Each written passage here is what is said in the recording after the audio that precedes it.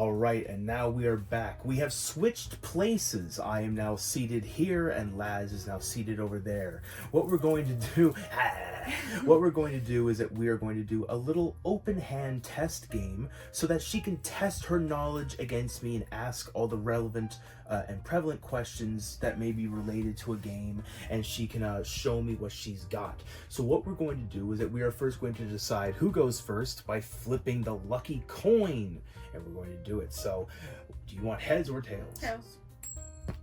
It's tails, so you get to choose who goes first. Usually in GOAT, you almost always want to be the one who goes first. I'll go first. All right, I have the life points set up. In the game of Yu-Gi-Oh, each player begins their life point totals with 8,000 each, and then we are allowed to draw our 5 cards, our opening 5 cards for our hands. So begin your hand by opening with your 5 cards. I'm going to keep the special map because I'm a man-child. So I've got my 5 cards, and she's got hers. And if you'd like, you can lay them down. Yeah, that's nice. Oh, here. So that luminous spark. So let me do a quick switch before I go any further. I'm going to take this luminous spark out because this is not a field spell that Joey Feeler would use. He would instead use Gaia Power, which is a much better card. And that's the field spell that goes with his deck that I wanted to use for the demonstration, not Luminous Spark. But we have our opening 5, and since you've decided that you want to go first, you get to draw your card. You get to draw a 6th card for your turn. All right. So you have a couple of plays you can do, but I would like for you to tell me what you think you would be able to do. I'm trying to read the Yes, the cards and the effects. So this is a whole new lineup. So here's the thing, Laz is really good at Star Wars, and she's associated really well with the Star Wars cards. And the thing is, Star Wars Unlimited cards, the text on the cards is much larger than the text on that of Yu-Gi-Oh cards, so the reading can be a little bit of a hassle for cards like Chaos Sorcerer, which just have really tiny text. Well, do you think that by my first thing I should do should be to summon this guy? Because I don't think I can use these at the moment. Yes, so you can normal summon your Marauding Captain because he has his special ability, which lets you special summon another level 4 or lower monster from your hand, and you have another Marauding Captain. But Marauding Captain has another effect on him. His first effect, that says this card is the only warrior monster that your opponent can target for attacks. Now, I think it's perfect because we actually we shuffled and cut these decks. This is not like a scripted hand that she has. So I think it's really topical that she has both Marauding Captains in her hand. The thing is, in GOAT format, Marauding Captain has been limited down to only 2 copies per deck, and the reason why is the reason that I'm going to explain. So if you spend your normal summon on your Marauding Captain, say you will normal summon him. I will normal summon my Marauding Captain. Yes, and then you just put him there in that zone, and then you can declare his effect. While this monster is face up on the field, your opponent cannot select another warrior type monster on your side of the field as an attack target. When this monster is normal summon, you can special summon 1 level 4 or lower monster from your hand. Yeah, so you get to summon your other Marauding Captain to the field. Do I put him like this, or should I put him like face Well, down? he can be, so special summons, which I forgot to explain in the other video, monsters, you can declare the mode in which a monster is special summoned. So you can declare for a monster to either be special summoned in face-up defense position or face-up attack position. Unless a card says special summon that monster in face-down defense position, monsters can only be summoned face-up. So you can bring him in attack mode or defense mode, and it truly doesn't matter because now you have me in a bit of a lock. Marauding Captain has the effect that says while he's face up on the field, he's the only monster I can target for an attack.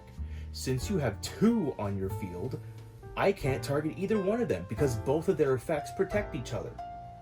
So the only way for me to get around this little battle loop is by using a card effect that will remove one of these from the field, which will make the other vulnerable. And what you can do in order to boost those cards, to boost their attack points, is you can use Gaia Power. Gaia power? Yes, which that is a field spell. Increase the attack of all earth monsters by 500 points and decrease their defense by 400 points. So we're going to pretend as if on your field you also have this little field card zone. So you would put it kind of like, yeah, like there in line with your other monsters. And since the attribute of these monsters is Earth, they get 500 extra attack points. So now they have 1,700 attack points each, which is pretty impressive. Now, do you think there are any other cards that you can either put face down or play at the present moment that would be good? Or do you think... Can I use this? United We Stand? You technically can. That is a card that you can use this turn. But the thing is, equipping one of your monsters with it now, when you're not allowed to attack on the first turn, boosting it with attack points just makes him a bigger target for me to have to deal with. So it would be good to retain that for when you want to use that on a monster that you know will be able to attack and use those extra attack points. Right. But what you can do is, because you have 7 Tools of the Bandit, that's a trap card. So you can put that face down behind your monsters and spring that on me to stop one of my trap cards later. So I put this face down. Yes, you would put that face down vertical, just like... Like this? No, vertical, just, yeah, there you go, just like that. And, so it's always good to... Some Yu-Gi-Oh players, what they'll do is that they kind of compulsively are always checking their face downs to make sure that they're remembering, you know, what they have. What the dog Because do? sometimes people will just straight up forget, you know, that I've got the 7 tools. So it's good to just to always remember what you've got. I struggle with that so hard. Yeah, that I do too, and I've lost a lot of games because I just had a face down that I didn't even remember that was useful. But 7 Tools is a card that will come more in handy later as the game goes on if I have a trap card that you can negate. Should I say what this card does? Yeah, I mean, yeah, you can describe it to the audience at home. 7 Tools of the Bandit is a trap card, and when in the Have you ever had a dream that you what it does is when a trap card is activated, pay 1,000 life points, negate the activation, and destroy it. So when a card says negate means to stop the effect. It means to stop the effect from going off. Right. So yeah, so whenever you see something that says like negate this or negate that, it means that it is stopping whatever that particular effect it is negating in particular. But if there's nothing else that you can do for your turn, you can declare that you are ending your turn. I am ending my turn. You're ending your turn. So I will begin my turn by drawing my 1 card, entering my standby phase. I'm going to declare that I'm entering my standby phase because I see that you have a face down card. I'm going to pretend like I don't know what it is, and I'm going to ask, do you have anything you want to activate during my standby phase before I move to my main phase? And then you don't have anything you can activate, so you would just say, no, I don't got anything right now. And so I would say, okay, I'm moving to my first main phase. And for my first main phase, I'm going to use my normal summon to summon my Manju of the 10,000 hands, what I endearingly like to call him, Manju of the 10 octillion hands, or the 10 trillion, or whatever obscene number I like to make. And he has an ability that says when he is normal summoned or flip summoned, I can search my deck for a ritual spell card, which, by the way, I forgot to mention in the beginning of this video. There was another type of spell card that exists in Yu-Gi-Oh! Spell cards, ritual spells.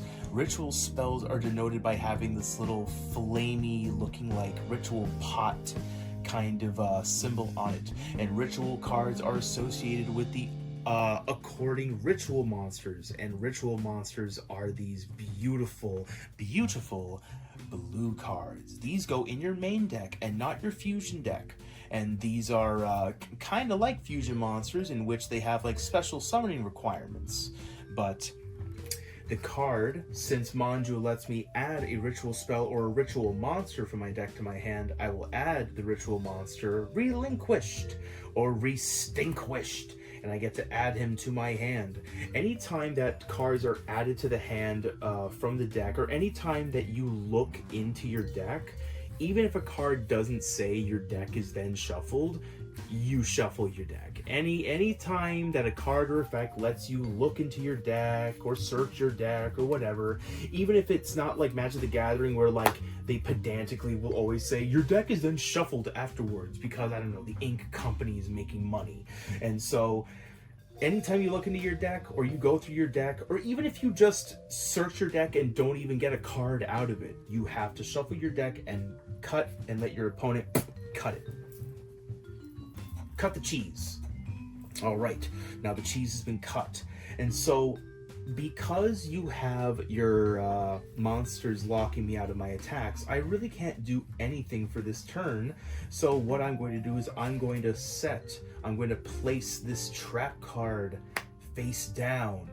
Of course, you don't know that it's a trap card, but you do now because you have the power of God and anime on your side.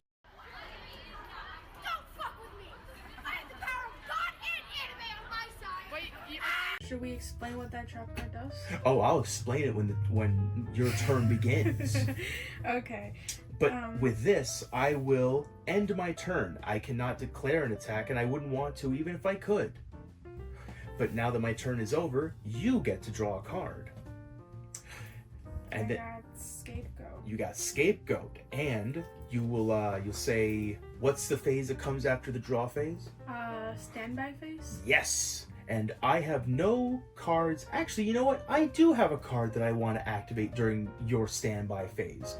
I'm going to activate the trap card that I set face down. I activate my Ring of Destruction.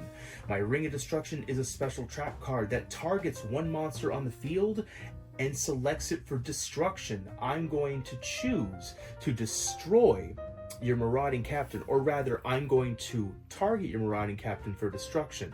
But hold on, don't you have a face down card? I have 7 Tools of the Bandit. And what does it do? When a trap card is activated, pay 1,000 life points, negate the activation, and destroy it.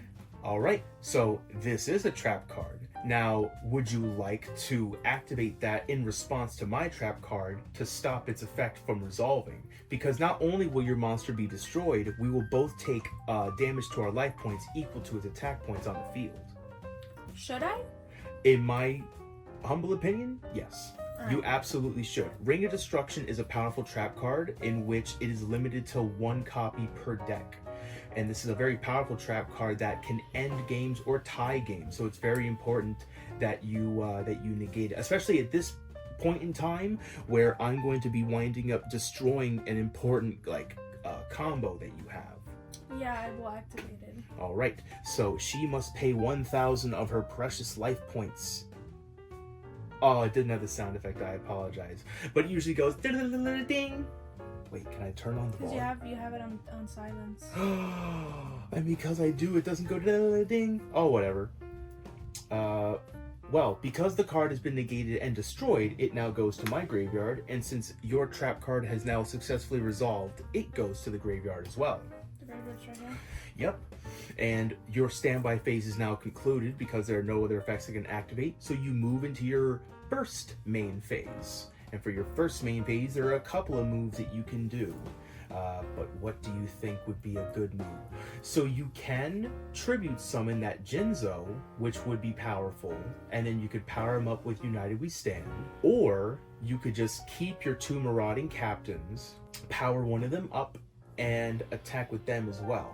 Because how much damage do they do? They both, because they are both powered up by your Gaia power, they both have 1,700 attack points. The thing is that if I use my Jinso and I just get rid of them, that won't power him up either, right? No, because he is a dark attribute monster, he will not be powered up by Gaia power. But remember, since he's only level 6, you're only tributing one of your Marauding Captains, not both of them. Okay, so I think I will do that. I'm gonna lean on this dog. I will tribute summon him. Yes, so in order to perform a tribute summon, what actions must you perform? I have to get rid of him. Yes, you must send him to the graveyard. And you must declare, I tribute this monster, or I sacrifice this monster. I sacrifice this monster to bring up my Yes, to tribute summon my Jizno. Jizno. My Jizno. And yes, so that is your normal summon for the turn. Jinzo is a very powerful card. It means that I can no longer activate my trap cards, and you don't have any trap cards to activate, which is pretty good. And then do I use United Withstand? Yes, I would recommend that at this point, United Withstand would be a nice card to activate on either your Jinzo or your Captain. But it says for every face-up monster you control, increase the attack and defense of the equipped monster by 800 points. Mm-hmm. Does it only do it to one monster or all the monsters in my field? So that card equips onto a single monster, but that card says for every monster you control, the equipped monster gains 800 points for every monster you control. I will do it for I will activate this. And equip it onto Jizno? Yeah. Alright, so to declare you're equipping something, you just place it in the spell and trap card zone and you leave it there until it is removed by a card effect or something. Much like continuous spells, you are not allowed to just say, alright, I no longer want this equipped spell on, I'm taking it off. Right. Stays on, but now your Jinzo is powered up by 1,600 attack points, bringing him up to 4,000. And so now you can move. You can say that you are moving into your battle phase.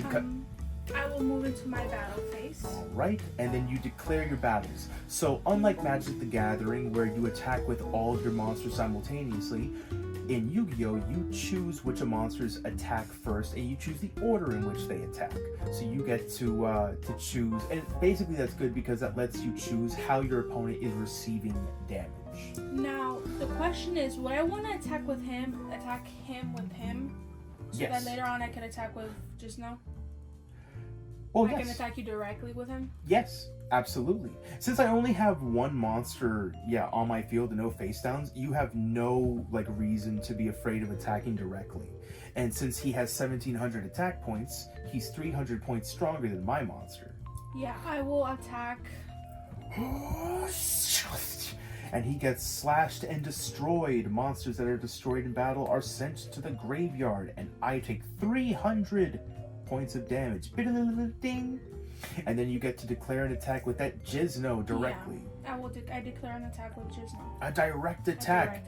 And I have to take 4,000 points of damage, which in Yu-Gi-Oh is a lot of damage to be taking this early on in the game. I kind of have to work pretty fast if I intend on surviving these next couple of turns. But are there any other cards that you want to place or play or anything? Should I even use this, or should I wait for when I really need it? You could set the scapegoat now. You could place it face down because you're allowed to activate it like a trap card on my turn, but you would not be able to activate it if I had something like Heavy Storm, because it summons exactly 4 token monsters, and since you have 2 of your slots taken, you only have 3 slots open, and it doesn't say summon up to 4 tokens. It says summon 4 tokens exactly, and if the slot requirements cannot be met, the card cannot be activated. So if you have that face down, and I activate a card that destroys all spells and traps, that card would be destroyed for nothing. So I should save it. It would be good to save it in your hand for now.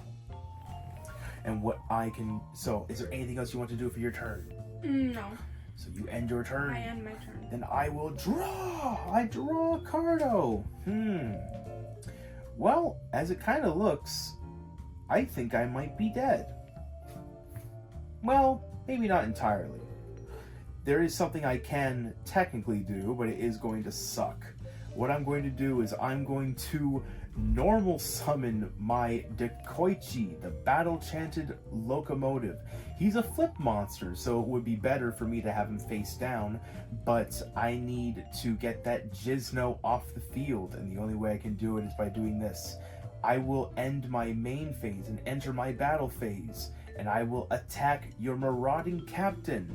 Since he is stronger, my battle-chanted locomotive is destroyed, and I take another 300 points of damage. You may be wondering, why would he do that to the fool? Well, that's because when I enter my second main phase, which I get for my turn, I get to do this. I remove from play or banish. Removing from play and banishing are synonymous, terms. What I will do is that I will banish from my graveyard a dark attribute monster and a light attribute monster in order to special summon this monster, Chaos Sorcerer. Chaos Sorcerer is a special monster because it can only be special summoned from my hand by banishing a dark monster and a light monster from my graveyard. So that's sort of why I attacked her monster with the Koichi, so it would end up in the graveyard to be banished for him. And he has a special ability that says once per turn while he's face up on the field, I can target one face up monster on the field and remove it from play. I will remove from play your Jizno.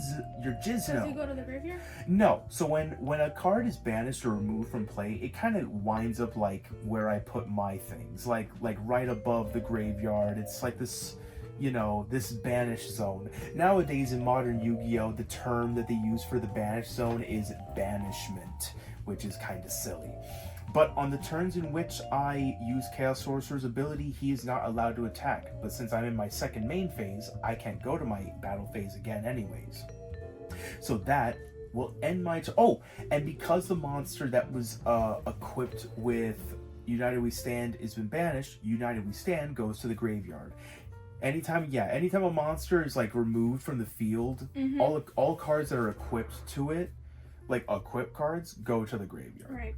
Unless it's like a card like Call of the Haunted, which that it doesn't say, you know. Right. But that will end my turn. And now it is your move. I draw? Yes. I got the warrior returning alive, and add one warrior type monster from your graveyard to your hand. So you could play that, add your other marauding captain back to your hand, and summon it, which would lock me from attacking.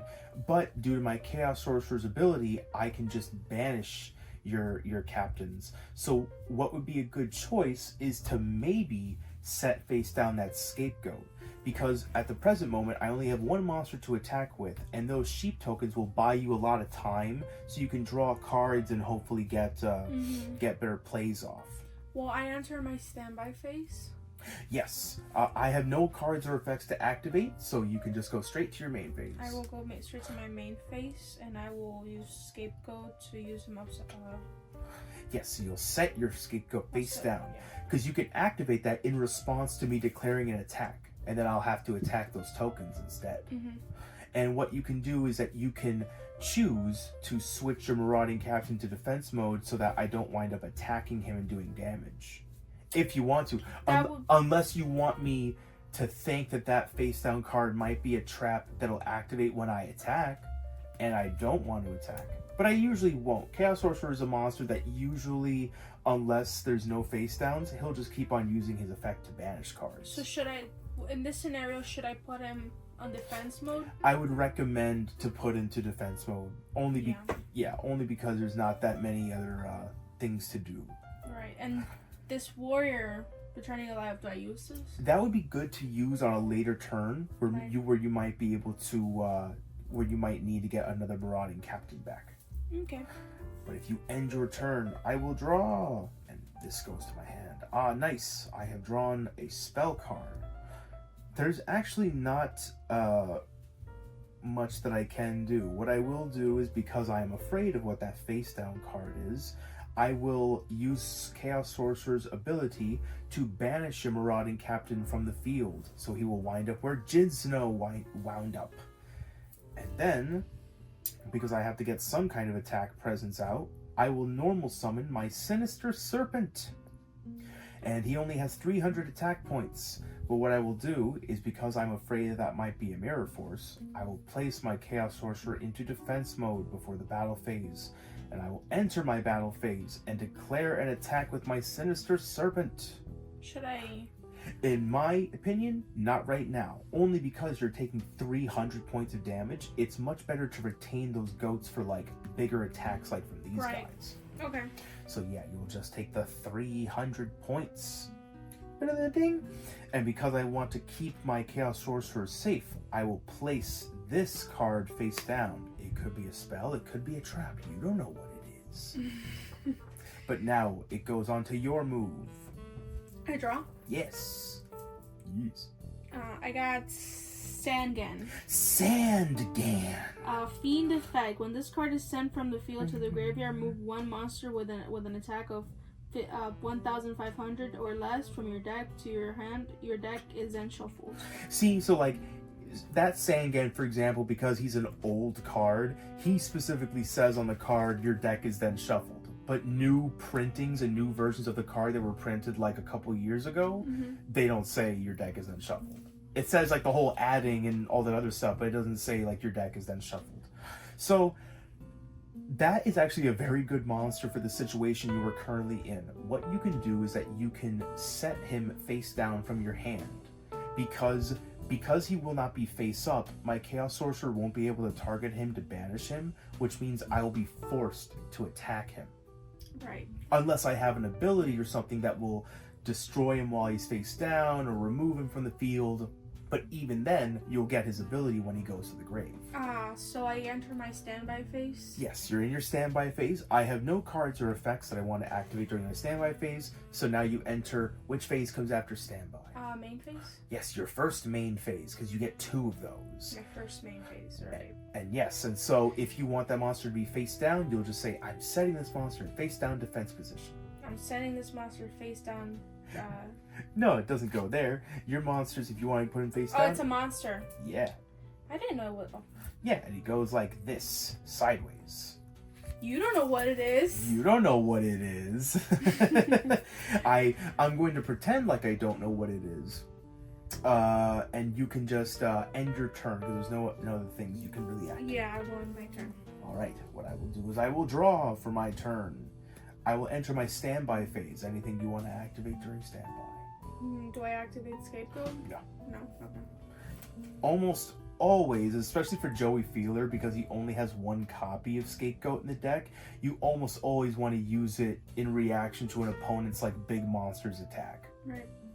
I drew another Chaos Sorcerer, which is neat for later turns.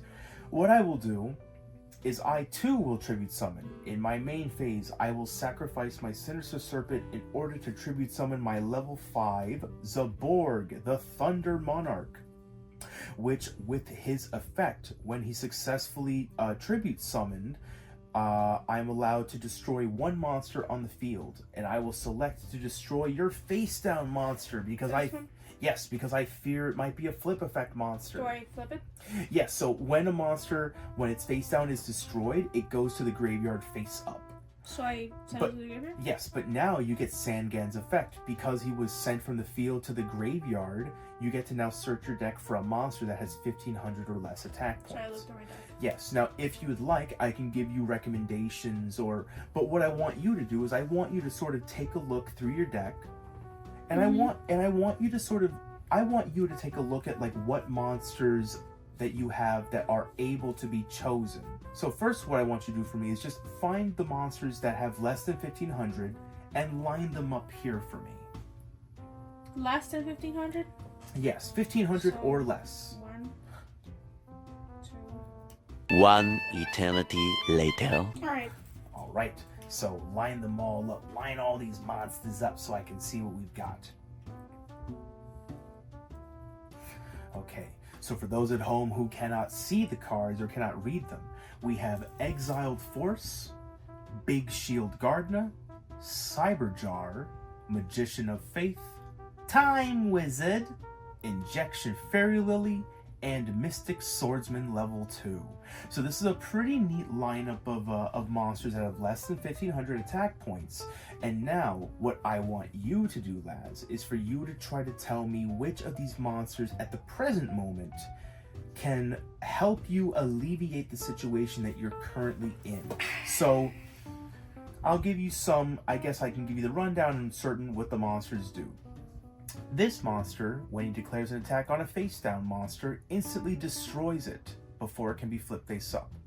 This monster, although she has 400 attack points, if you pay 2,000 life points when she attacks, she gains 3,000, coming up to 3,400 attack points, which makes her a very powerful attacking monster. The Time Wizard is a monster that you must declare heads or tails and then flip a coin. If you call it right, all monsters on my field are destroyed, but if you call it wrong, all monsters on your field are destroyed and you take damage to your life points equal to half their combined attack points. Your Magician of Faith allows you to target a spell card in your graveyard, but now I want you to take a look at your graveyard and try and see, do you have any spells in your grave that are even worth like trying to get back? I have 7 Tools of Bandit, I have United We Stand, and yeah, those are the only 2 I have.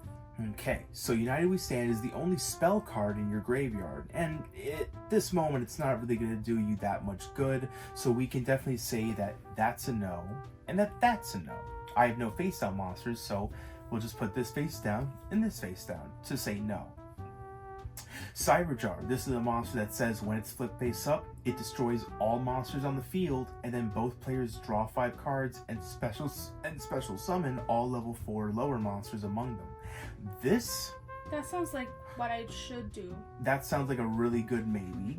Big Shield Gardener, he's powerful and he stops himself from being targeted by spell cards while he's face down, but after being attacked once while in defense mode, he goes to attack mode. So all I have to do is really attack him with 2 monsters. So that's kind of a no for now. And Exile Force is pretty good because by sacrificing it on your field, you can destroy one of my monsters, but I've got 2, so... I also like Time Wizard, but I don't know if I should be... Gambling with only 1 card, in your hand. Yeah. So I think maybe that Cyberjar might be your best bet, because if I wind up not being able to destroy him while he's face down, like I did with Zaborg, and he gets his effect off, my field will be cleared. So that might be, at the moment, your best choice. Keep the Cyberjar. All right, and so we will keep those, and these now all will be shuffled back into your deck. And here, I'll shuffle Uphagus for you. Because I'm a noob and I don't know how to shuffle. All right. This deck has now been shuffled and has been cut, and now it's yours again. And that was just my main phase. So Zaborg used his effect to destroy your Sandgan. I will now move into my battle phase. I'm still worried that face down card is a Mirror Force, and so I will not risk my Chaos Sorcerer, but I will attack you directly with my Zaborg the Thunder Monarch. And what you can do is that you can activate your Scapegoat to stop my attack, but you're sort of planning to use that Cyberjar, and so maybe taking that hit, letting yourself take that damage so that you can get Cyberjar off next turn, because if Cyberjar goes off, all those over the sheet tokens that you summon will be destroyed. So it might be good to try to get Cyberjar off, and if Cyberjar doesn't go off, like I managed to remove it or destroy it before its effect can go off, then you can use Scapegoat to stop an attack. Right, so I just let it take the hit. Yes, it would be best for now to maybe take the hit. So you take 2,400. All right, I am at 3,400 and you are at 4,300, so we're pretty close. The opposite. Yeah, we are on the opposites. But there's nothing else I can do, so I will just end my turn. And now it goes to you. I draw a card. Draw 1 card for your turn. I got a question. When activating this card, your opponent cannot check cards in the graveyard. Your opponent calls the name of the first monster found at the bottom of your graveyard. If he/she calls it right, the monster is removed from play. If he/she calls it wrong, the monster is special summoned to your side of the field. Yeah. So I'm just gonna pretend like you didn't just draw that, and I'm not gonna search your graveyard. The thing is, that card compulsively kind of made people check the graveyard. So cards like that are not super useful nowadays, but it's a lot of fun to play and go. So you could activate that against me, and I could try to guess, or you could use that for later turns when your graveyard will have a lot more monsters in it, and the game has gone on, and I might forget what's down there. Right. Yeah, I think I'll do that. So what you can do is we can just sort of stick with that Cyberjar play we were talking about. Just placing it face down and seeing if its effect will go off. Well, first I enter my standby phase. Yes. Oh, that's perfect. That's great. I have no effects that I want to activate. Alright, I enter my first main phase. And I put him face down. Yes. I will put this monster face down. Sideways. Sideways. In defense mode. You don't know what it is. Yeah, I don't know what it is. And then there's nothing else you can really do, so you will just end your turn. I will end my turn. All right. I will draw. And during my standby phase, I will activate the effect of the Sinister Serpent that's in my graveyard. So this is like one of those like maintenance standby phase effects that I was talking about earlier. Sinister Serpent can only be added from the graveyard to my hand during the standby phase. So if I forget to declare my phases and I just say, okay, I'm going to start summoning or something. Oh wait, I forgot to add Sinister Serpent back. In a tournament setting, they really won't allow that. They'll say like, you already skipped your standby phase, you know? But during my standby phase, I'll add this back to my hand. And unfortunately, I don't have any cards to deal with that face down. I technically do, but I'm just going to say no balls and go right for it. Zaborg, I enter battle phase and will attack your face down monster. And now the monster that I'm attacking face down will be flipped face up. And now we will declare effects. So since it's Cyberjar, all monsters on the field are now destroyed, including Cyberjar. And then we both draw 5 cards and then show them. Since I am the turn priority player, I'm the one who draws the 5 cards and summons his monsters first. So I reveal my Jar of Greed, my Snatch Steel, my Torrential Tribute, my Swords of Revealing Light, and my Breaker, the Magical Warrior. So these are all spells and traps. These cannot be summoned, but this Breaker, the Magical Warrior, can be summoned. I will special summon him off of that Cyberjar, and the remaining cards will go to my hand. Usually what people will do is that they will have a little notepad or they'll take a picture on their phone to remember to keep themselves in mind of what their opponent has added to their hand, because keeping that in mind can always save you down the line later in a game. But now you get the effect of Cyberjar. I draw how many? 5? Yes, so expose the top 5 cards of your deck here. That is Metal Morph, Graceful Charity, Blade Knight, Mystical Space Typhoon, and Mirror Force. So much like me, you are graced with only a single monster on your field. So you get to special summon your Blade Knight either in face-up attack position or face-down defense position as per Cyberjar's rule. Can I check that monster? Yes, you can. Since my Breaker was not normal summoned, he doesn't have a spell counter on him, so he only has 1,600 attack points. They both have the same amount. They do. The same amount of attack points, the same amount of defense points. What would you recommend? I would recommend to keep Blade Knight in attack mode, because if I do wind up attacking with Breaker, because we're still in the middle of the battle phase, any monster summoned in the middle of the battle phase is allowed to declare an attack. Right. So if you put Blade Knight into defense mode, I would know that he's weaker and I would just attack and kill him. But if I go through the process of attacking him, they both will die and I'm going to lose a monster too. Right, so these cards, the remaining spells and traps all go to your hand for you to use later. And if I was like in a tournament or something, I would probably have on a little notepad, oh, she added MST, Metal Morph, Graceful, Mirror Force. I would make note of that Mirror Force. And now that I see that that's a Mirror Force and I know that it's in your hand, I now know that this face down card is not a Mirror Force. So me playing defensively all this time with Chaos Sorcerer was a bad move on my end. But what I will do is that since I'm still in the middle of my battle phase, I will declare an attack with Breaker. I will declare him to attack your Blade Knight, and since they both have the same attack points, they will destroy each other. Monsters with the same attack points when they battle destroy each other, but monsters that both have 0 attack points do not do damage to each other and do not destroy each other.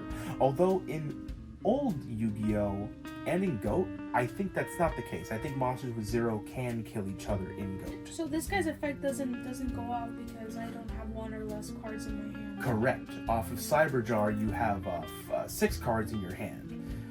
So, I will go to my second main phase after my battle phase. I have not yet normal summoned. So what I will do is, because I kind of need to have some defenses here, I will defend with this monster face down. You don't know what it is. And I will place this face down, as well as this card as well. I'll place these 2 face down, and that will end my turn. At any point in time, if you end your turn and your hand has more than 6 cards, you must discard cards from your hand until you're down to 6. That's why I placed some cards from my hand. Because if I was at 7, I would have to discard 1 card to go down to 6, which a lot of people don't like doing. But with that, my turn is concluded. I can't do anything else because you stopped me. Right, so I draw a card. I got a Grave Robber. And I still have nothing that I want to activate during the standby phase. Alright, so what should I do? So you have a couple of things you can do. So you have Graceful Charity, which will let you draw 3 new cards, so maybe you can get more options. Yeah, because I want a monster. So I will activate my Graceful Charity. It lets me draw 2 cards. How much is it? 2 cards, yeah. Wait, no, draw 3 cards, then discard 2 cards. Ah, then discard 2. So, fuck. Okay, so I do it? Yeah. Well, show me how you think it would go, and then I'll tell you if there's any mistakes. Draw your 3. And then when it says discard 2 cards, it doesn't mean like discard 2 of the cards that you drew. You discard 2 cards from from the entirety of your hand. So you have these 3 along with all these cards to choose to discard. So you drew Pot of Greed off of Graceful Charity, which is incredibly good, Reckless Greed, which is pretty good, and Call of the Haunted, which is really good. So what you could do is you could discard like maybe the Grave Robber, and you could discard maybe the Question, only because I do know what's at the bottom of your grave. Unless you want to try a wacky little play with Question and Call the Haunted, where you bring back the monster underneath. That would be cool too. But do I have Call of the Haunted? You do. What? Frick. I would recommend getting rid of the Metal Morph and the Metal Morph and the Grave Robber, unfortunately. Because with your life points being the way they are, it might not be in your best interest to pay 2,000 life points. Also, I don't have any spell cards in my graveyard to be added anyways. I put it here? Yes, they go there. And Graceful Charity, since it resolved, now goes to the graveyard as well. But this is awesome. You've now drawn Pot of Greed, so you could activate that. Right, I activate Pot of Greed, which lets me draw 2 cards from the deck. What does it do? Draw 2 cards from the deck. Pot of Greed, what is that card? So I drew this. Nice. Does this go here now? Yes, since it has resolved. So you still have a couple of things that you can do. So you could summon that Exiled Force and destroy my face down, but you kind of maybe know what my face down is, so that might not be the best move. I have no idea what your face down is. Oh. That's good. I mean, it's Sinister Serpent. So you kind of sort of know what it is, but it's sometimes good to just take the risk. But what you can do is that you can normal summon Exile Force and declare an attack against this, or you can activate like the Warrior Returning Alive, and you can get back your Blade Knight.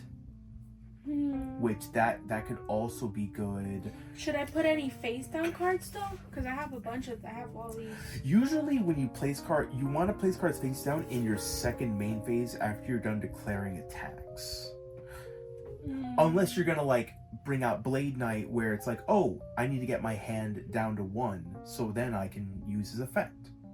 Alright, so what do I need to do to bring out Blade Knight? Well, you could activate the Warrior Returning Alive, which will let it add it from your graveyard back to your hand. Or you can add other warriors. You have a couple other warriors in your graveyard you can choose from. Or you can still try to play a little bit defensively. I'm kind of on the back end. I'm not able to really make a lot of plays. And neither are you. So what you could do is you could just stick to the defensive. You could set your Call of the Haunted, set your Reckless Greed, your Mystical Space Typhoon. You could set all those cards and ready for the next turn, because you have Jinzo's in your graveyard, correct? So if you bring him back with your Call of the Haunted, he'll shut down all my trap cards, and that might be good to set up for an attack. Should I do that now? Well, you can't bring him back now, but you can set up to bring him back on a later turn with Call of the Haunted, because that card will let you bring back a monster from your graveyard. Okay, so my recommendation is place face down your Call of the Haunted,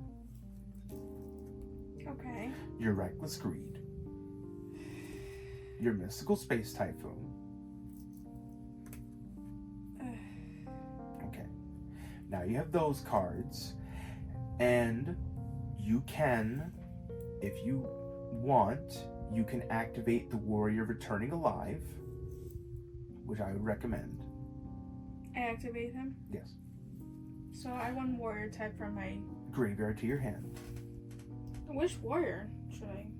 Well, Blade Knight might be the best choice because he has an ability that says if he's the only monster you have when he's attacking a face-down monster, he negates its flip effect if it's a flip monster. Right, so I bring him. And you'll normal summon, yes, you can either normal summon him or your exiled force. I would normal summon the Blade Knight.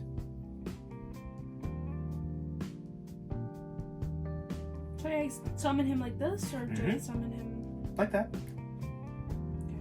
And then you can enter your battle phase to attack me. I enter my battle phase. Alright, and you'll attack my face down monster? Yeah. Alright, so I will not activate any face down cards. I will let my Sinister Serpent be destroyed. It had no flip effects, so it's not being negated. But that's a good precautionary card to have for situations like that. Is there anything else you would like to do? Is there anything else we should do? Not really anything you can do at the present moment.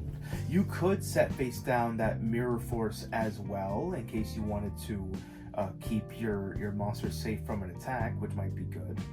But when I bring back Jizno. Yeah, when you bring back Jizno, he'll negate your Mirror Force. So you might lock yourself up. So it might be good to hold back a little bit. Yeah. Alright. Well then, I will draw for my turn. During my standby phase, I will add my Sinister Serpent back to my hand. Alright. Alright. I have a couple of things that I can do. First things first, I will reveal my face down card, Jar of Greed. My Jar of Greed trap card. Now what you can do, because I've activated a card, I have to pass priority over to you. Priority is like when a player is allowed to do something. So I had the priority to activate my card, but now I have to pass priority to you if you want to activate a card in response to me activating mine. So, would you like to, in response to my Jar of Greed being activated, you could activate that Call of the Haunted to revive your Jizno, which would stop my traps from activating. But you don't know what other monsters I might have later for this turn, so maybe letting this one little trap effect go off might be I know you have that one monster you used last turn that was really... The Chaos Sorcerer, yes. Yeah. So it might be best to hold off for now until you see. So yes, Jar Greed allows me to draw one card from my deck, so I will add this card to my hand, and then this goes to the grave. But if I use this card, does that mean I have to summon him, or does he go to my hand? Call the Haunted? Yeah. It summons him to the field. Oh, okay. Yes. All right. Now, what I'm going to attempt to do is I am going to attempt to special summon my Chaos Sorcerer by banishing a dark and light monster from my graveyard, like my Zaborg and other Chaos Sorcerer. I can special summon him to the field, and with my priority, I will target your Blade Knight to be banished. But do you have any cards or effects in response that you would like to activate to his summoning? Do I?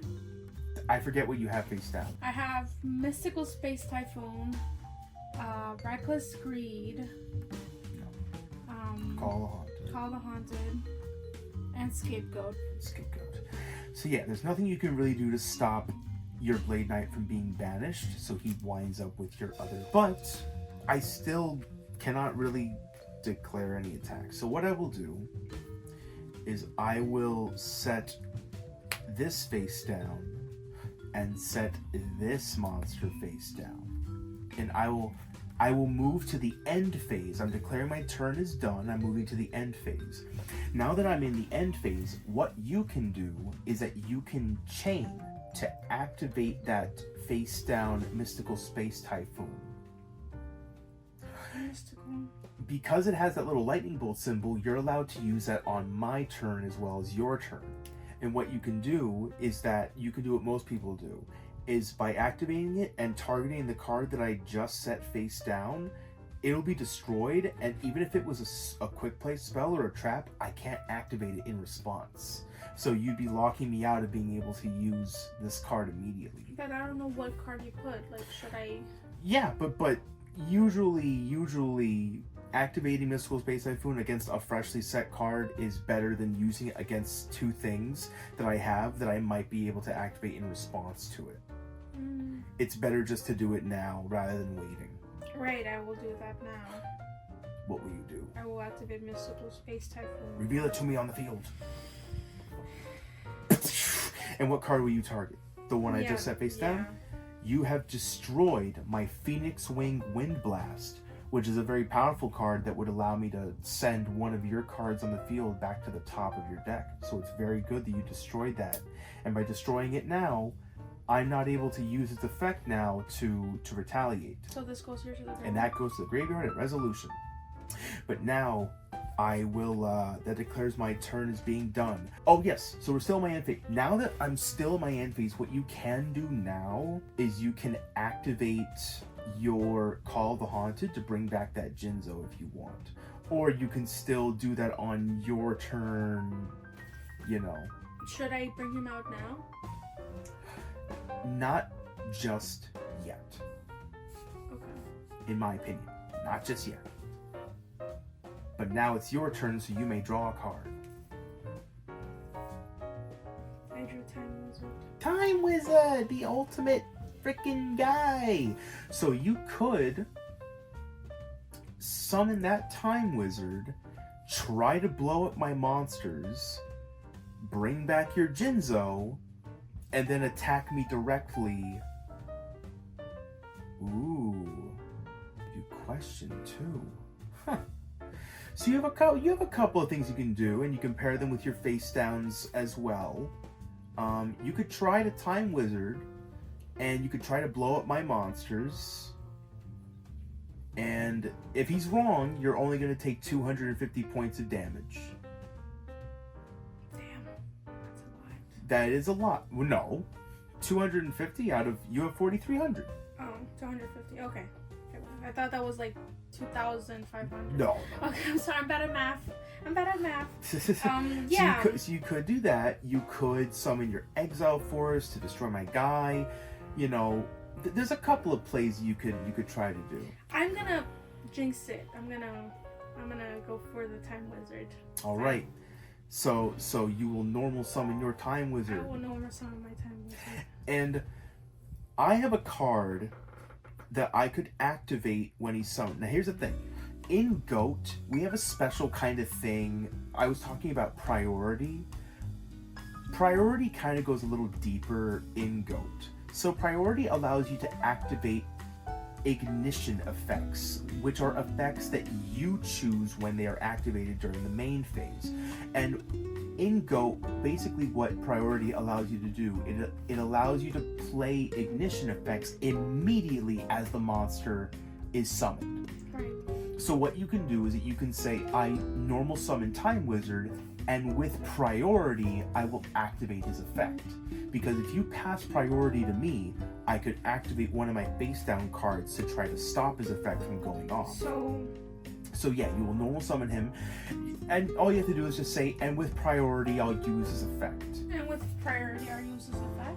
Yes. Now you... Oh god, I'm so nervous. Do you want to flip the coin? No, you or... flip it. Frick. What should I have to say heads or tail? You have to choose. You choose right. Oh my god, I have a bad feeling about this. I choose, heads. It's heads! No! You usually choose tails! Why? She usually chooses tails. Why did you have to choose heads this time? Dang it.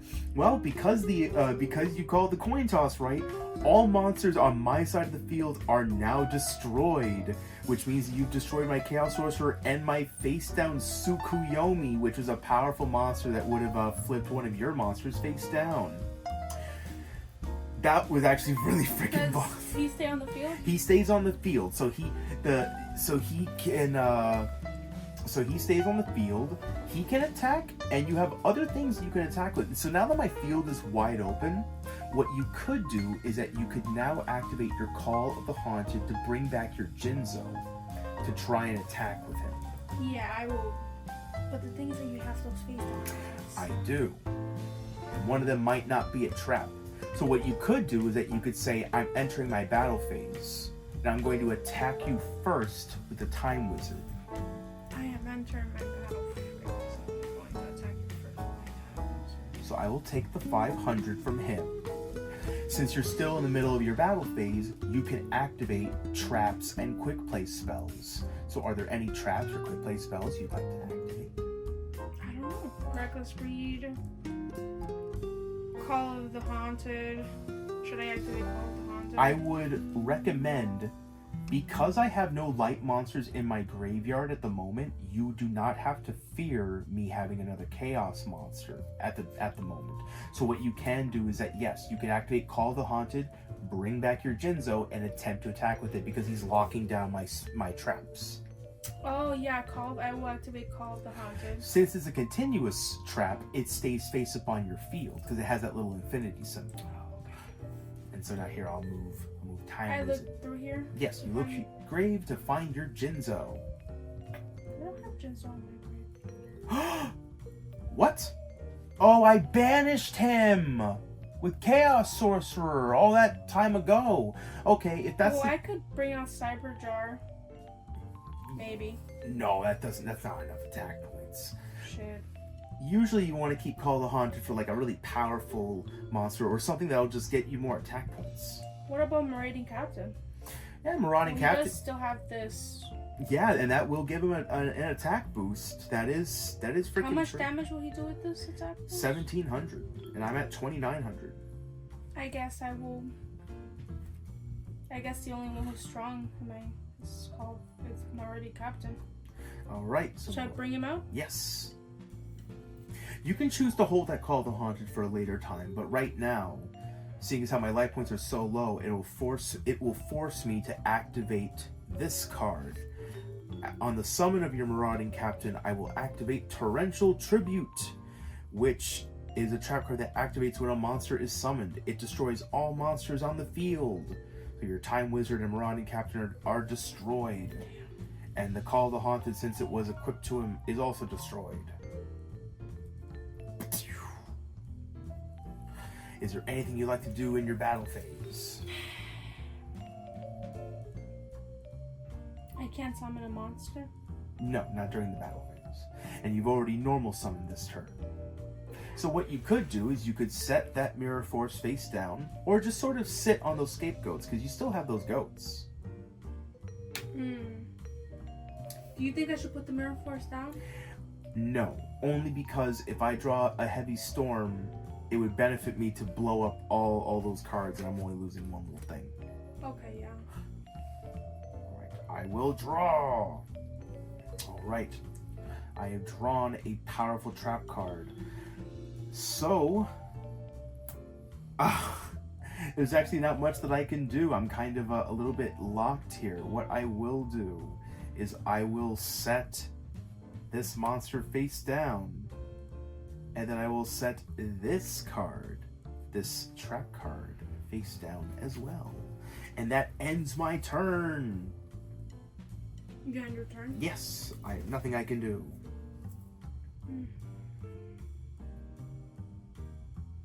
What have you drawn? Reinforce of the army. Ooh, that's a very powerful card. A very good card for the deck that you're playing, too. I enter my standby phase? Yes. I have no cards or effects I want to activate. Alright, so, should I use this? Yes. Immediately. I use Reinforce of the Army. So add one level 4 or lower warrior monster from your deck to your hand. From my deck. Right? Yes. Well, I have Magician of Faith, Mystic Swordsman. There's one. Mystic Swordsman level 2. I'm gonna put him here so you can tell me. Do I put also Magician of Faith there? No, because she's not a warrior. Oh, warrior has to be a warrior. Gearfried Dire Knight. That's one. Zombira the Dark. That's also a warrior. That's a warrior. Big Shield Guardian. Warrior. That's one. Yeah, no more than warrior. And this, I'm gonna put it Wait, here. where's the Goblin Attack Force? Goblin Attack Force? Yeah, and there's Goblin Attack Force. That's a warrior. I didn't see him. And you also have... Alright, yep, that's all warriors that you had left in the deck that are level 4 or lower. So I don't know why I'm shuffling My right now. deck is running low. Yeah, that's sort of what happens in Go. You sort of go through the decks pretty quickly with like all the searching and drawing that goes on. So you have a couple of really good choices. Now, you remember that I have Snatch Steal in my hand because I added it off your Cyber Jar. So you know that I have Snatch Steal. Because of Snatch Steal, choosing Gearfried the Iron Knight might be a really good choice because he specifically says that he negates and destroys any equip cards that are equipped onto him. So Snatch Steal is an equip card that I use to equip onto your monsters so I can take control of it. But since he specifically destroys equip spells, he would actually be a really good choice to be taking right now. Or, because I have a face down monster, you could bring that Mystic Swordsman.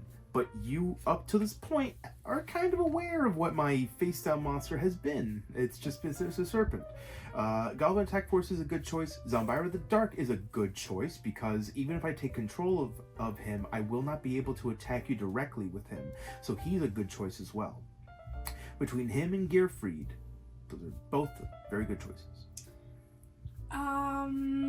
The thing is that you can take any of these cards with that card, right? Yes. So, my recommendation would be Gearfried because he's also getting powered up by Gaia power. Obviously, this is the better choice. The best choice at the moment. Okay, shuffle it. Right. And then these will get shuffled back into If the this deck. stays on the field? No, that gets sent to the graveyard. It's a normal spell. All right. And this goes to you. And now you can summon something. What you could try to do right now is you could try to activate Question because the game has gone on for a little bit of a while. Yeah, I will activate Question. All right, so Question's a very special card, and I will I'll read it aloud again for those of you who were not there. When activating this card, your opponent cannot check cards in the graveyard, either theirs or yours. Your opponent then calls the name of the first monster found at the bottom of your graveyard. if he/she, because this was again written back in like 2003, if he/she calls it right, the monster is removed from play. If they call it wrong, the monster is special summoned to your field. So I have to guess. I have to try to guess what the monster is at the bottom of a graveyard. The thing is, I have this weird autistic memory, so I kind of do remember, but I'm going to pretend, and I'm going to think that it was Blade Knight, even though I know it's Marauding. Wait, is it Marauding Captain? No, because you summoned it. What is the monster at the bottom? Oh, crap. I'm gonna get... I'm gonna guess that it's Marauding Captain. Oh my god. Does it have to be a monster? It has to be the first monster found at the bottom of your graveyard. So if it's a trap, it doesn't count? No. Well, the first, because I have 7 tools. I have United We Stand, and then I have Sandgan. It was Sandgan! I forgot about Sandgan! Okay. So then what do I do? You get to special summon him to your field. Do I put him upside down? No. He comes to the field face up. Either face up defense or face up attack position. Should I? Yes, bring him out in attack position. And then I put this, I don't have to shuffle this or anything? No. The graveyard is never shuffled. Okay. That'd be cool if there was a spell. Well, since question resolved, it now goes to the graveyard. And you still have your normal summons. So you could normal summon Gearfried the Iron Knight, like we had discussed. So you have summoned your Sandgan off question. You still have a normal summon that you can conduct for this turn. We discussed Gearfried the Iron Knight, which in my opinion is still the best choice to be making at the moment. I summon him like this? Yes. And he gets a boost, right? Yes, he gets 500 attack points from your Gaia power, so he is 2300 attack. Oh, I got hiccups. And now you can enter your battle phase. Yay! And since you kind of suspect that you know what my face down might be, it would be best to attack with Sandgan first. Yeah, I will attack you with... Yeah, I will attack you with Sandgan. Alright, you attacked and killed my sinister serpent. Again. And, should I attack you with Gearfried? Yes. Directly? Yes. Well, whenever a player doesn't have any monsters on their field, the only attacks that can be conducted are direct attacks. Right, I will attack you directly with Gearfried, and he... In response to that attack, because I don't want to take damage, I will activate Raigeki Break. I knew I shouldn't have attacked you with him, because I knew you had a face down card that was gonna do something. Oh yeah, but it's best to just do it anyways, because you're forcing me to use a card that I would have rather used this on a different, more powerful monster. Right. But forcing me to do this. Raigeki Break is a trap card that requires me to discard a card in order to activate its effect, and the effect is destroy 1 card on the field. I will destroy that Gearfried the Iron Knight before his attack can reach me. So not cool. It's so not cool. Oh. And now, is there anything you want to do still while you're in your battle phase, or do you just want to move to your second main phase? Should I put him on defend? Because he has been special summoned in attack mode already, he cannot be switched. Oh, okay. He cannot be switched until next turn. Should I activate it on my spell cards, like Reckless Greed, draw 2 cards? No, that's a good card to use like later. Either in reaction to it being destroyed, or when you really desperately need like 2 more cards. And no scapegoat yet. No scapegoat yet. Okay. You cannot even activate scapegoat this turn because you have summoned other monsters. Right, okay, yeah. I guess I end my Turn. Then I will draw. I will summon my own Sandgan in attack mode. Then I will... Oh boy. I will activate my Swords of Revealing Light magic card, which for the next 3 turns, your monsters will be immobilized and unable to attack me. But with that, I will end my turn. Oh! And I screwed up this turn. I forgot to add back my Sinister Serpent from the graveyard because I didn't declare my phases. So I forgot. So I can't get it back. This turn, at least. Next turn, I'll get it back. Well, I can't attack for 3 turns, right? Correct. Well, then what the frick am I supposed to do? Hold out, try to build up a plan around the cards that you're going to be gathering while we wait. Swords Revealing Light is kind of that card because it gives both players like a moment to breathe so that they can draw cards, which I need to draw cards. But you can't attack me either? Like you're also no, I cards? can attack you. Oh. I can still attack you. You can't attack me. Okay. So I draw a card? Yes, for your turn, because I have nothing I can play. I got Bottomless Trap Hole. That's a good card. That's a good trap to lay down in case I play a powerful monster. I enter my standby phase. I have no cards to activate. Alright, I enter my first main phase. Did I put him down? Yeah, you can put As a that. trap? Yeah, you can put that face down. That's a good card to put face down. Okay, so when your opponent normal summons, flip summons, or special summons a monster with attack of 1,500 or more, the monster is destroyed and removed from play. So if I summon a powerful monster, you can destroy it and banish it. Alright. Is there any other cards you'd like to activate? Should I summon something? Or should I wait out? It would be good to just wait for a minute. That Exile Force, because you only have one in your deck, you usually want to reserve that for a big boss monster to destroy. Okay. So you'll just end your turn. So the first turn of Swords Revealing Light is over. So what I like to do is I like to start turning it like a clock. So that's the first turn down. I draw! And I've drawn my Book of Moon Magic card. There is still not much that I can really do, so I will end my turn. You don't want to get your Oh, my freaking freaking jeez. Second turn, I forgot. No. I'll get it next turn. I'll get it next turn. I got a card? Yes. I got Sombra the Dark, Sombrira the Dark. Nice. So he's a good monster to, like, use a normal summon on. Should I use a normal summon now? Alright, I normal summon Sombra the Dark. Okay, so this cannot attack a player directly. Correct. But, you know, he's really good just for being a powerhouse to get rid of, like, powerful opponent's monsters. Wait, each time this card destroys one monster as a result of battle, decrease the attack of this card by 200 points. Okay. I don't like that. Yeah, a lot of people don't. Okay. I can't attack you. Should I put anything else down? I think putting down that Mirror Force now might be an okay move to defend Zombira from like a potential attack, but again, I might have Heavy Storm, so there's always that risk.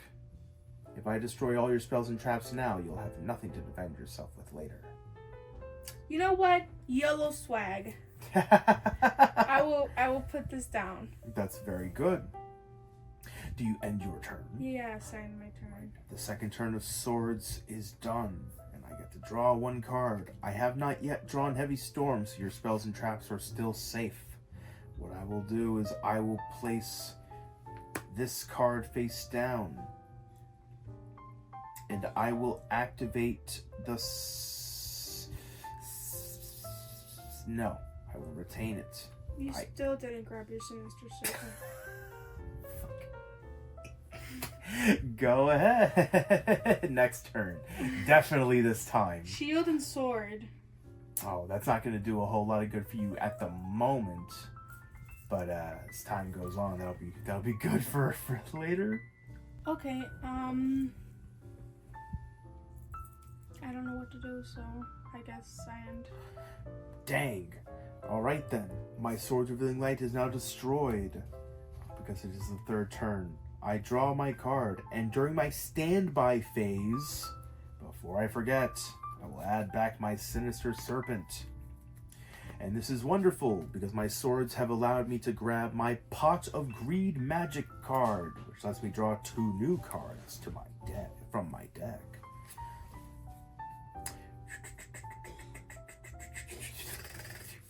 What I will do is I will activate my other face down card, my Jar of Greed, which will let me draw 1 more card from my deck. Alright. I actually don't have a lot that I can do. I have no lights. I have no lights in my grave, so I can't summon a chaos monster. Wow. All I really can do is place this monster face down and switch my sand again to defensive mode. Go ahead. Wait, 1, 2, 3, 4, 5, 6, 7. I have 7 cards in my hand, so during the end phase, I must discard a card. I will discard my Sinister Serpent. So now you know that my face-down monster is not Sinister. Damn. What can it be? What can it be? I got Mystic Swordsman level 2. Oh my... Just the card. That's just the card you needed. So you have a couple of choices you can do. You could summon Exiled Force and tribute it to destroy my face-down monster before he can resolve, or you could summon your Mystic Swordsman level 2 to attack and attempt to destroy. But I still have my face-down, which you have not yet seen. Attempt to destroy? This will only attempt to destroy? Well, if its effect resolves, it will destroy my face-down, but you have to declare an attack first and hope that the attack reaches my monster. So I bring this out. Correct. And then what I do, Well, you get out of your battle phase. I enter my battle phase. I attack that face down with this monster.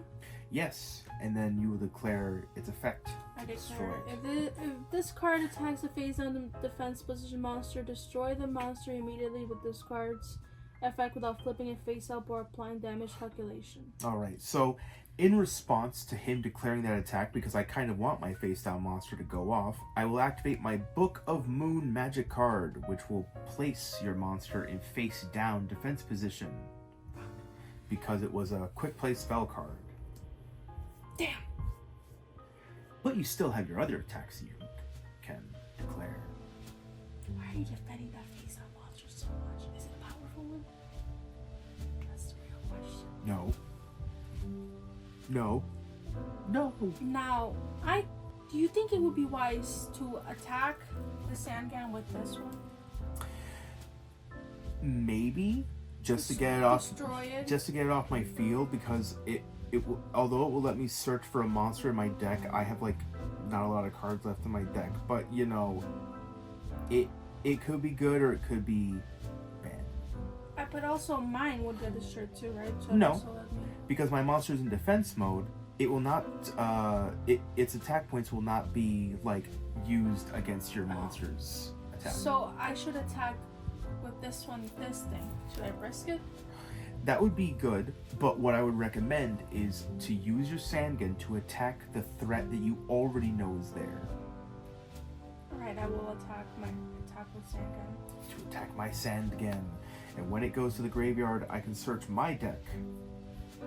I will search my deck for Manju of the 10 Octillion Hands. And he's summoned, or? No, he's added to my hand. I just wanted to put him on field so everybody could see. Alright, and now you have your second attack. Shit, I don't know if I should risk it and attack that face-up monster. Land basket.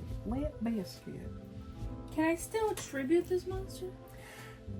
No, because you have. He has to be on field. He has to be on your field to tribute, and you've already used your normal summon.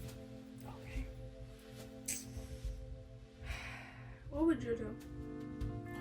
I personally would attack just to force it out, because if it winds up being something that I needed to flip on my turn, it'll benefit me, and Right. also I could potentially tribute that monster. I guess I'll attack it with my Okay.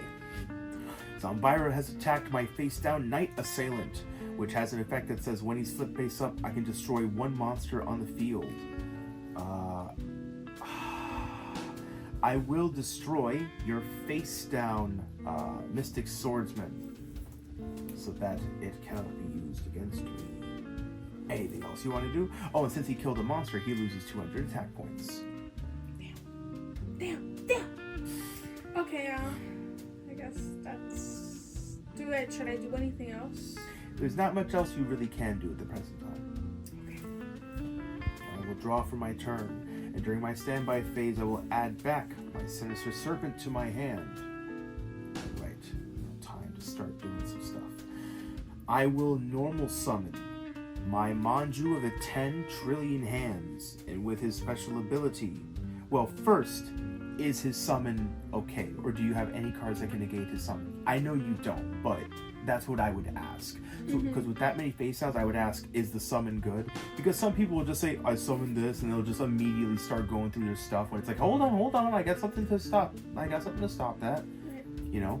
But since you have nothing, I will just go on. And I will add this magic card, Black Illusion Ritual, which is the ritual spell card associated with Extinguished. And then you get to cut that, but there's not many cards. There's not many cards left in the deck. But that has been cut. And now, I will activate that ritual spell card, Black Illusion Ritual, which by sacrificing the appropriate materials, I'm allowed to summon the according ritual monster. This says that I must sacrifice at least 1 star worth of monsters. I will sacrifice my Sinister Serpent, which has 1 star, and it lets me special ritual summon my Relinquished, my Restinguished to the field. Do you have any cards that you would like to activate in response to his summon? Should I? Any cards? I don't know if you have. What do you have? I have. You have bottomless. Force. You have bottomless trap hole. Scapegoat. Bottomless trap hole, and reckless greed. Okay. So yeah, you have nothing you can do now. I will use Relinquished's effect to absorb your Zombira the Dark. This lets me take your monster and equip it onto my Relinquished as an equipped spell card, and he gains the attack points equal to your monster's attack points. So now he has 2,100 attack points. I enter my battle phase. Manju the 10 trillion hands, attack her Sandgan now! But now you have something that you can activate in response to my monster's attack. Why don't you look at what you've got? Come on, why don't you show me? Mirror Force. Scapegoat. Can I activate Mirror Force? Well, I'm declaring an attack, so what does that do? Activate only when an opponent's monster declares an attack. Destroy all attack position monsters your opponent controls. So you have two monsters. That's correct. Does that one count? Does the one? No, this is a speller trap. Right. Okay. So yeah, I guess I activate my Mirror Force. All right. Because of that, both my Manju are destroyed, my Relinquished is destroyed, and this goes to your graveyard. It's your card. That was extremely good. All right then. This goes to my graveyard too? Yes. For my second main phase, because I kind of don't want to be without a monster, I will remove from play 1 light and 1 dark monster from my graveyard in order to special summon from my hand Black Luster Soldier, Envoy of the Beginning. And he has a special ability. He has a couple of special abilities, but the first one I will use is his ability to banish 1 monster on the field from play. So I will remove your Sandgan from play. But that's me using my priority. Now, in response to his summon and me using his priority, do you have any cards or effects that you would like to activate in response to his summon? How much attack points does that have? 3,000. I will activate my bottomless trap hole. Reveal it. Yes. So, before his effect resolves, he is destroyed and banished, but Sandgan is still banished from his effect. So he's banished? Yes, that gets banished. Well, there's nothing else I can really do except for set these 2 cards face down. Yes, that goes to the graveyard since it has been used. And I end my turn. I got giant tornado. Giant Trunade. Tornado. All right. Well, you have a couple of... Wait, I can use this to return all your spell cards. You could, if you believe that that would lead to a victory this turn. I could use this to return your spell cards. Maybe summon this guy and attack you with him. Well, how many stars does he have? Oh, frick. I guess I gotta... You could summon your exiled force and attack with him. Right. And that would do 1,500. So you could bounce my cards, attack me for 1,500, but then I'd be able to put my cards back down the next turn. So you wouldn't beat me, but you'd get me down pretty low. Do you think that'd be the wise thing to do? I think what would be wise is to just sit and wait. I'm running low on cards. You still have Scapegoat. Okay. I will draw for my turn. Wait, so I don't spawn anything? No. I mean, you could summon the Exile Force, you could. But the thing is that's a powerful card. If I get rid of it, it's gone forever. Okay. And also that Fiend Mega Cyber, he can be summoned if I have 2 monsters and you have none. So you could use that. But I will draw for my turn. And during the standby phase, I will add Sinister Serpent back to my hand. Sinister Serpent is so annoying. Yes. What I will do is I will normal summon my Sinister Serpent, and I will declare a direct attack on your life points for 300. Now you could activate your Scapegoat, or you could just take the 300 little points. Ah, frick. Should I activate Scapegoat? No. No, because it's not even that much of an attack. Actually, yes, activate it because you'll win. I will activate my Scapegoat. Yes. So you get 4 sheep tokens. Token cards are like this. You can use anything for a token. You can use a coin, use die, you would use whatever you want. What I like to do is I like to just put 1 token on the field and pretend like it's in the 4th monster slot. So that way when I kill one, I kill another, and then So what I will do is I will kill one of your goats to bring you down to 3 Scapegoat tokens.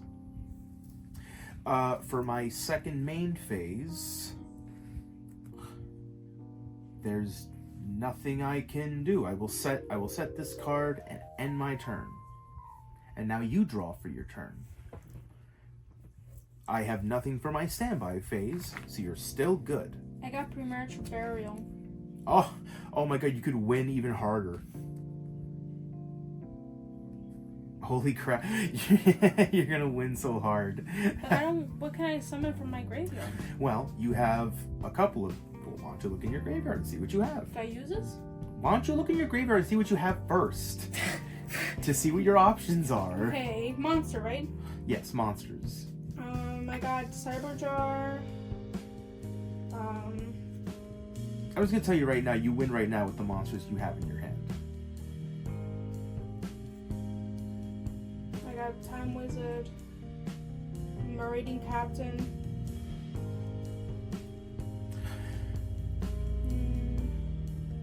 Fear for the Iron Knight. Mystic Swordsman level 2. Sombir of the Dark. Those are what I have. Okay, well, first things first, we're just gonna win super hard. So first, why don't you activate that Reckless Greed that's been face down all this time? I activate Reckless Greed? Yes. Alright, what does that do? Draw 2 cards and skip your next 2 draw faces. Yeah, so you get to draw 2 cards from your deck. So you get 2 extra cards. It really doesn't matter. You've already won with the cards you currently have. I got Magician of Faith and Drop Off. Alright. So what you're going to do... This guy's both here? Yes. What you're going to do first is you're going to activate Giant Trunade. Because you were mentioning that, correct? Yes. So that does what?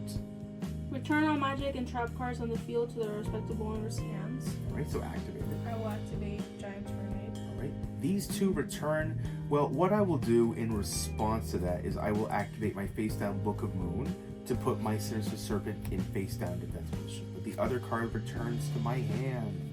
And And this goes to the grave. What about that other card there? Oh, and this face down also goes back to my hand. Thanks for calling that out. And that Gaia power goes back to your hand as well. But it doesn't really matter because you can just My react. hand? Yeah. Okay. And then Giant Shunade goes to the grave. Giant Shunade, where is it? Alright, now you can reactivate your Gaia power because it's a field spell. You can activate as many field spells as you want in a turn. Activate my Gaia power. Alright. Now remember, all your sheep tokens, those little scapegoat tokens, they're earth attribute monsters. So they all get 500 attack points. So I attack you with all of them? Hold on. Okay, sorry. A couple things there's other things you can do, right? Can I Because you still have 2 monster slots that you can summon monsters with. can I, what do you call that, to summon this guy? Would that be a wise decision? You cannot tribute summon him because scapegoat tokens say that they cannot be used for Oh, tribute summons.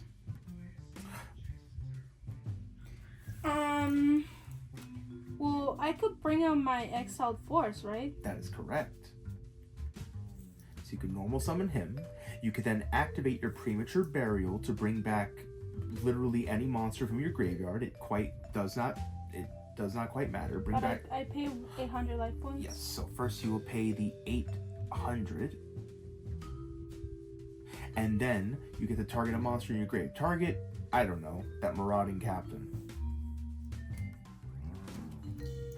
Damn it, I suck at at looking through the cards. My marauding captain? Yes. I don't see it in mine. Can you check for me? Yes. I'm so sorry, my love. There. I'm so bad Or at or this. it's better yet, the frickin' Gearfried the Iron. I'm just saying, pick literally any monster. Any monster? Pick any monster, you win. You didn't say to pick any monster. You told me to I pick did. I said they pick. Well, whatever. Anyways, you can then, since you're still in your main phase, you can then switch all of your goat tokens to attack mode because they're all special summoned in defense mode. You now have 5 earth monsters, all of them being powered up by 500 points. Let's say you're afraid of what this face down monster might be. You can tribute him with your exile force, and that destroys my face down monster. It was Sinister Serpent all along. Even though you knew I flipped the face down this turn with my thing. But now you can declare an attack with all your monsters. Does this go here? No. Oh. That stays there. Okay. Yeah, I declare an attack with all my monsters. So 2,300 brings me down to 600. And then you have 1,500 points of damage from your goats. That kills me. I lose! But What? You won your first freaking game of Yu-Gi-Oh! I don't count that as winning because I didn't do it on my own. Well, we will definitely work in the future on you getting like your own victory, but quite honestly, you did very well. A lot of those moves that were your own were really freaking good, and it's just it played really well. But how'd you like that? I like this deck. It's a lot of fun, right? Yeah. There's just a lot of like fun little plays you can do every turn, and there's like a little bit of like variety going on, and I personally like it. And I love Restinquished, but you know, there are the limitations that come with it, you know, because like once you shut down one chaos monster, it's a while before I get another one on board, and it's kind of, yeah. But I had a lot of fun. I had a lot of fun teaching. I had a lot of fun playing around a freaking Yu-Gi-Oh! And I really had a lot of fun watching you play and watching you learn and actually use like your learning and your skills to your advantage. One last thing I want to mention, I guess, before we sort of end off this video, is I wanted to talk about the rounds. So in a game of Yu-Gi-Oh! A match of Yu-Gi-Oh! Is a best 2 out of 3 game.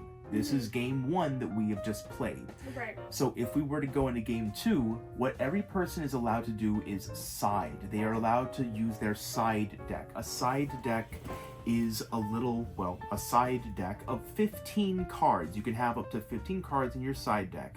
And what you can do is that in between us playing rounds, you can switch cards out of your deck and replace them with cards from your side deck. But you can't use any cards from outside of your side deck. So you must be very prepared for what you think your opponent might have. So let's say I have, a lot more you know, let's say I have more defensive monsters. You could side in something like Nobleman of Crossout to get rid of my face downs. Or let's say I attack an awful lot. You could put in something like Magic Cylinder to redirect attacks back at me, or Mirror Wall to cut my attack points in half. So there's always good things you can do to side in, but remember, your opponent can also side in their cards as well to try to compensate for that. But that's pretty much the side decking, and that I want to be able to experience that in the future, so you can show me like how you would side and go. But to be honest, G freaking G, I'm so happy that you played, you know, so well. But I can't wait for a closed hand game, and that's the game that I'm really looking forward to playing you in, because I won't lose that time. I won't. I refuse. And if I do lose to Joey Feeler, I'm gonna throw away the deck. No. You can't throw away Joey Feeler's deck. I'll never throw away Joey Feeler. But I really hope that you guys enjoyed watching that duel video. I really hope you enjoyed learning. I know this video is a bit long, but I really do like being able to go in depth and being able to sort of talk about my thoughts and sort of how the game sort of operates. And I like being able to explain in my own little special way. But I really hope you all enjoyed, and I can't wait to show you guys another couple of videos, and hopefully we'll see you for more consistent content. But either way, thank you so much for coming by, and I hope to see you in another video. Bye bye. Bye bye.